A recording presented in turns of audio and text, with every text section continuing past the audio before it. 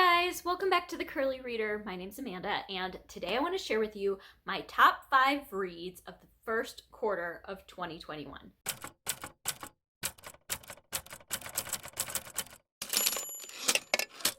All right, so I know I'm not doing seasonal TBRs anymore, but I still thought it'd be fun to do some seasonal or quarterly kind of favorites. So these are going to be my top 5 favorite books that I read in the first 3 months of 2021. So without further ado, let's just get into this. All right, so these are not going to be in order of like least to greatest or anything like that, like which one I liked least to greatest. These are all 5-star reads that I absolutely adored that I think everybody should read. So the first one on this list is Children's Blizzard by Melanie Benjamin. This is a historical fiction book. I read it during Historathon in February, and it is about the Children's Blizzard of 1888, I believe. And it took place in like the Dakota territory of at the time. So like Minnesota, Nebraska, South Dakota, that area. And it was just kind of this freak blizzard that showed up right when school was letting out, and a lot of kids got trapped in it. And in the book, we follow specifically 2 different sisters who are in 2 different areas of where the blizzard hit, and how they're both school teachers, how they're making decisions, and how those decisions impact the rest of their lives. We're also following a news reporter who's covering kind of the aftermath of this blizzard and how, the blizzard has an effect on him and just his morals and things like that. And so this book was so interesting. It had me captivated. It had me gasping at times. I loved it. So I think everybody should check it out. I will say, go into it with open eyes because it does involve children. And so it can be a little bit jarring. But I particularly really enjoyed it. Another one that I read during Historathon that I absolutely loved was Lovely War by Julie Berry. This is a book that is fairly hyped, I feel like. It is YA, and it is about these 2 different couples during World War I, as told from the perspective of Greek gods. So we're really getting the perspective of Aphrodite and Ares, and I'm trying to remember all of them. I'm gonna mess this up. Hades, and I'm forgetting the last one. Oh my goodness. It's the god of art and moonlight, and I can't remember now. Anyway, it was phenomenal. I listened to the audiobook, and there were different narrators for each of the gods as they were telling the story, and I just felt like that had just a cool atmosphere about it. It was such a unique way to tell the story. So we're following these 2 different couples from the time that they meet, kind of their path throughout World War I, and kind of what comes of that at the end. And it was like I said, such a unique story, like the way that the story was told. And so yeah, I really enjoyed it. I think it's definitely worth a read. Like I said, I listened to it and I loved my listening experience of this, so you can take that too. All right, and then the rest of these are all going to be middle grade. I mean, I am who I am, right? But one of them is from February, and then the other ones are from middle grade March. So the one that I read in February, and I'm actually counting 2 books for this because I have to, but that's going to be Finding Langston and Leaving Lyman. I think I like Leaving, and I'm just noticing Finding Langston has a sticker on the back that says used very good. Huh. Did I buy this used? I didn't think I did. Interesting. Anyway, all that to say, I think I liked Leaving Lyman just a little bit better than Finding Langston. Finding Langston's very short, and I just wanted more from the story. But both of these follow little black boys during the Great Migration, which is a time in U.S. history after World War II where a lot of black families and black people migrated from the South up to the Midwest to just kind of get more opportunities. and to get out of the South. And so we're following these two Black boys who have very different stories.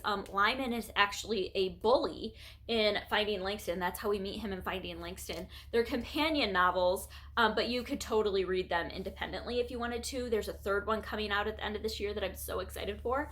But Finding Langston, we're following Langston, and he is able to go into a library for the first time. His family, him and his father, moved to Chicago from, I want to say Alabama. Yeah, Alabama. And so he can go into the library for the first time because in Alabama he wasn't allowed in the library. And in the library he finds Langston Hughes and finds kind of just solace in the library. And it was such a beautiful book. I loved this book so much. And then in Leaving Lyman, we follow Lyman, who does not have a stable home environment, period.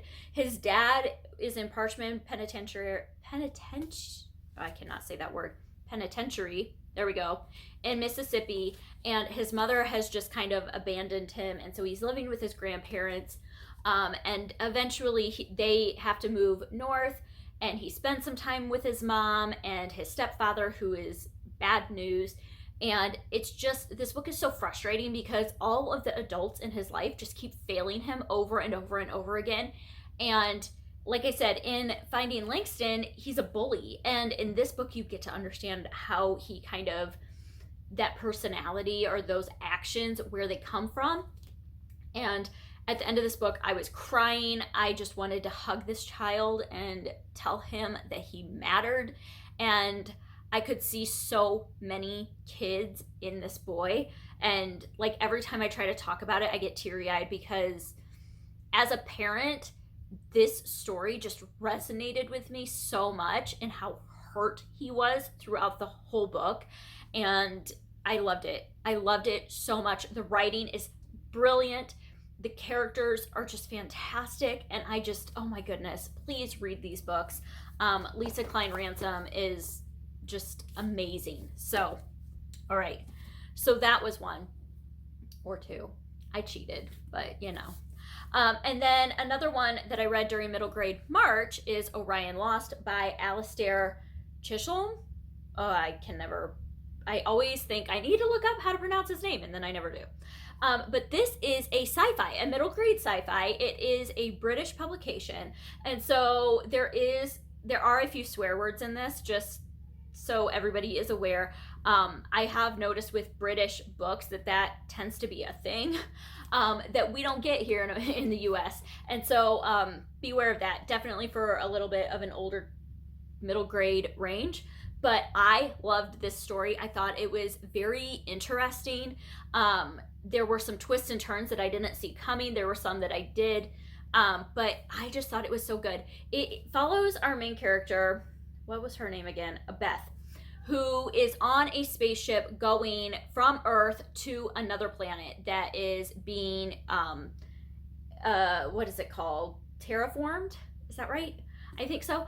And in the process, something happens and basically everybody is incapacitated except for this very small group of like 5 or 6 preteens.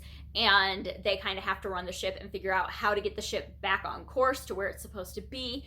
And it was so good. I was in it for the ride. It was fun. I think if you like sci-fi, you're gonna really enjoy this one. And then the last book that made it on this list is Land of the Cranes by Aida Salazar. This is a book written in verse that I read during middle grade March that was easily my favorite book of the month. This is a book that discusses kind of what's going on the border of the US and Mexico right now. It follows Benita, whose family fled the cartel in Mexico and landed in Los Angeles. And then her father ends up being deported, and through a series of events, her and her mother end up spending some time in one of the camps or holding sites on the border, and it discusses her experiences there and what's going on, and her mother who's pregnant, and what's happening with her. And it opened my eyes to so much. I discussed this in my March wrap up, where like being in the Midwest, we know that there's stuff going on the border, but it's not affecting our everyday lives. And so it's not always at the forefront of our minds. And this really had me contemplating my stance on a lot of things and second guessing how I had previously thought. And I love when books do that. And the poetry in this, it is in verse, I think I said that. But the poetry is beautiful, just the writing is beautiful, the story itself is beautiful, and I love this. I listened to this on audio, highly recommend. The narrator was fantastic, and yeah, highly recommend checking out this book just to get some perspective. I mean, you don't have to agree with the stance on some of these things, but just like I said, to get some perspective on how this is affecting other people and to put some humanity in some of these political events. So those are my top 5/6 books of the first quarter, and I loved all of these books so much. I have only had 9 5-star reads this year so far, so this wasn't a very hard list to make, but the books that did end up on this list were so phenomenal. I highly suggest you check all of them out because I think that you would love them, especially, like I said, if you like sci-fi, if you like historical fiction, some of those, definitely pick some of these up and check them out. And yeah, if you have read these, I would love to hear your comments about them down below in the comments section. Other than that, let me know what your favorite read of the first quarter was. I would love to hear that as well. And I hope that you enjoyed this, and I hope that you stick around and subscribe. And until next time, see ya.